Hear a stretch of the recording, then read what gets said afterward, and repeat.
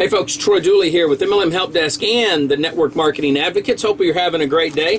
I am eating my breakfast today. It's an isoline bar from Isogenics. Kathy Horn will be proud of me because I am doing what I'm supposed to do, and I'm drinking. This is a chocolate strawberry decaf tea. She's got me no caffeine, none of that, and we have dropped below the 200 mark, so I'm feeling pretty good on that one. Hey, I wanted to clarify a few things here. One is, where do I stand on the new texting for cash emerging niche? This is truly what in the financial world we call an emerging market. In looking at stuff outside of our community, the network marketing community, really the dice is being rolled by several companies that are testing this. From a consumer standpoint, only 4% of consumers have said, yeah, we would give this a shot. Now, I personally checked on Sunday when I was at church. I asked a couple of people, male and female, said, hey, if I brought you guys an opportunity where, you know, if you could get 1 to 5 texts a day, you'd get paid for it, maybe a penny, maybe 5 cents, I'm not sure what it would be. Would you guys be in on something like that? And they said, dude, we would in a heartbeat. We get more spam texts than that, so that would be phenomenal if we got paid to read it. I thought, okay, maybe there's something here. So from the consumer standpoint, there might be something here. This could be interesting. From an advertiser standpoint, this is basically pay-per-click with text messaging instead of email or the internet. So I'm in on that. I understand that.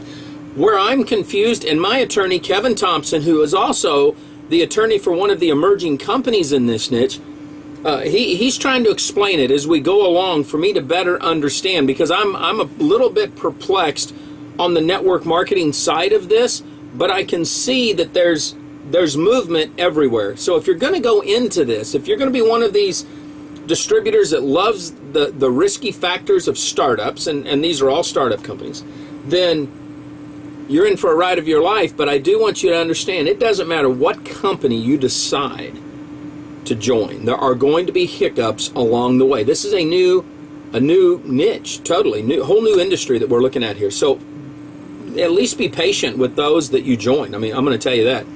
Another clarification I want to make, somebody the other day said, Troy, you've hit the text cash network really hard in some areas, and then we heard you on a call, because now the link's being sent everywhere, for cash text, and it sounded like that you were endorsing this company.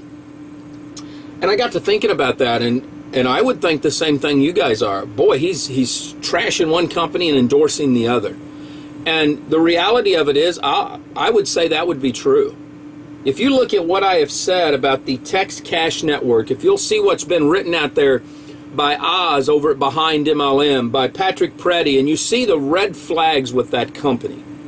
The leadership, the formation, the way it's been set up. If you've read my report where I sent Brett, the president of that company, 10 questions that he said he would answer that have never been answered, and the fact that they have not been legal to transact business in the state of Florida, according to the Secretary of State website, absolutely, there's red flags. Doesn't mean that these guys are crooks or scammers or anything else. It means there's dadgum red flags. And if distributors are involved, we want at least all the red flags to be out there. Now, I will say this. I was very disappointed when I hosted the call for Cash Text. One of the Text Cash Networks people got on there, and they use such foul language publicly that I wouldn't be a part of that company if you paid me now. Because this guy, with women on the phone giving their names, he's dropping F-bombs like crazy. I'm sure he wasn't part of corporate, but it does show the kind of people they're attracting to that company, and I think that's just rude no matter who you are. I was raised in the South, so we don't talk that way around women, period. Even if they talk that way around us, that's just uncool. Now, for Cash Text, the reason that I support them and what they're doing, number one, Kevin Thompson is their attorney. I understand that their legal side of their business will be in a superb fashion, as best he can put it together. Will it be perfect? I don't know. This is a brand new niche, so I'm sure there could be some complaints somewhere. But I know that he's going to do everything he can to make them legal.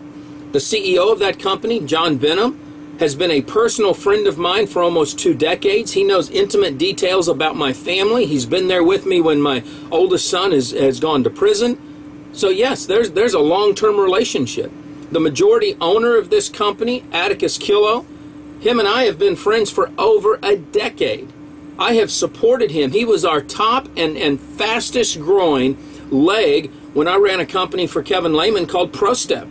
He owned an idea called freeleads.com, one of the first online systems. Since that time, and Atticus and I both had left ProStep, I've supported him on online systems over and over because he knows how to market on the internet. He is a phenomenal techie. If you look at his background, that's his business as a coder. So absolutely, I support them. Candy May, their chief marketing officer, I've known her for a couple of years now. Wonderful marketing lady. These men and women have impeccable backgrounds, impeccable reputations. They're willing to put their stuff out there on the internet. Does that mean there's not red flags with that company? They're a startup. There's just risk involved in any startup. That's just the way it is. But if I have to sit here and say, Troy, what do you think about this company or this company, then I'm going to land in somebody's camp based on the team. If they're a great company, I had somebody this week said, Troy, which company's better, Visalis or Longevity?